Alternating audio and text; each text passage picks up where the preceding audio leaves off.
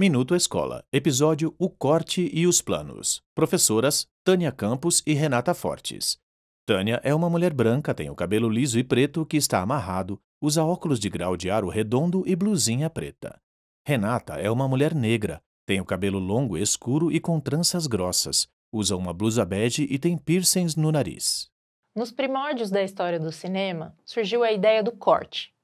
Vamos ver aqui o filme Tom Tom e o Filho do Flautista, que pode nos ajudar a entender por que o corte foi muito importante para a construção da linguagem audiovisual. Lê-se G.W. Bitzer, 1905 EUA, curta em preto e branco e chuviscado, um grupo de pessoas reunidas. É uma cena confusa em plano aberto de uma rua na cidade. Nessa época, as câmeras eram enormes e muito pesadas, ficavam paradas, não havia mobilidade. Você vê muita coisa acontecendo nesse plano. Tem uma moça que caminha com perna de pau, animal, criança, muitos adultos. É muito difícil distinguir tudo o que se passa, ou quando acontece uma coisa fundamental para o filme, que é o roubo do porco.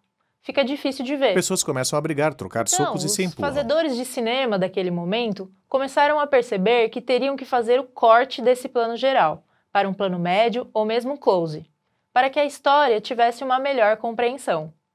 Ou seja, a narrativa ficaria mais compreensível se tivéssemos vários planos se alternando. O plano geral localiza a rua, o plano médio identifica o menino ladrão, depois apareceria o plano detalhe do porco. Esse processo de planejar de que forma filmar as cenas foi chamado de decupagem, que envolve o enquadramento e um de seus aspectos mais importantes, os tipos de planos, que é o assunto dessa temporada. Para entender um pouco mais sobre a importância da alternância desses planos, vamos exemplificar vendo um vídeo do Festival do Minuto que se chama De Volta para o Fusquinha. Lê-se Carlos Eduardo Scheffer, 2008, Curitiba, Paraná. É noite e um Fusca segue por uma estrada de terra. Dentro do veículo há 3 homens de chapéu caipira. Eles se olham. O Fusca, que é azul, desacelera e para. Uma das calotas do pneu do carro é vista de perto. Os faróis se apagam. Um dos homens arregala os olhos e observa o ponteiro do painel da gasolina. Os 3 descem do Fusca. Um deles bate a porta. Eles se recostam no capô do carro, cruzam o braço e olham fixo para a frente. Luzes incidem no rosto deles. Olham para cima. No céu escuro, um disco voador flutua. Eles se entreolham e sorriem. Correm para dentro do carro. O disco, que emite luzes coloridas, pousa no chão de terra. Os 3 se aproximam dele e seguram uma mangueira e um galão. Um dos homens abre um compartimento do disco voador e enfia a mangueira. Outro homem suga com a boca. A gasolina sobe. No disco lê-se Total Flex. Eles correm na direção do carro, fecham o capô. Um deles dá a partida no Fusca. Eles são lançados para trás. O Fusca acelera e sai velozmente, levantando poeira na estrada. No painel, o ponteiro passa de 80 km por hora. Raios incidem no capô do Fusca, que eles aparecem na estrada, deixando 2 rastros paralelos de fogo. Créditos finais. Esse filme começa com um plano geral de um Fusca vindo por uma estrada de terra, à noite. Depois vem um plano médio com 3 homens sorridentes dentro do Fusca. A seguir, o Fusca começa a engasgar. Aí aparece um close da roda e o Fusca para. Mas veja, fomos acompanhando a decupagem, observando como o espaço foi cortado e os planos articulados. Os planos vão se alternando e, através de cortes feitos na edição, fica fácil de entender a narrativa.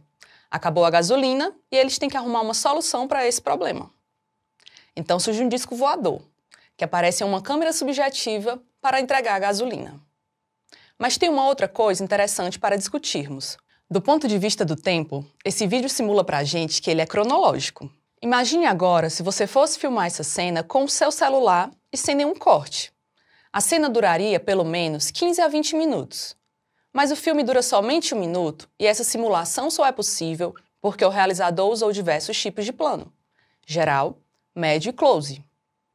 É a alternância entre eles que produz essa contração do tempo. Essa é uma estratégia que a linguagem audiovisual usa e abusa. Da mesma forma que na literatura se usam metáforas, como, por exemplo, para expressar que caiu uma forte tempestade, nós poderíamos escrever: ontem choveu canivetes. Ilustrações de canivetes caem sobre a tela. No audiovisual, a alternância dos cortes é que possibilita essa contração do tempo. Com os cortes, o filme vai enganando o espectador, que se sente muito confortável ali porque consegue acompanhar a história. Então, a gente tem nessa linguagem diversos tipos de tempo. E nesse filme do Fusquinha, o tempo é cronológico. Ilustração de um relógio de ponteiros. Já no final, aparece um tempo mais acelerado. Mas é um acelerado meio falseado, reforçando que a gasolina extraterrestre é poderosíssima. Os ponteiros giram rapidamente. Neste momento, o filme fortalece sua vocação humorística, já que toda piada bebe é um símbolo muito conhecido. No caso, a imagem do filme De Volta para o Futuro.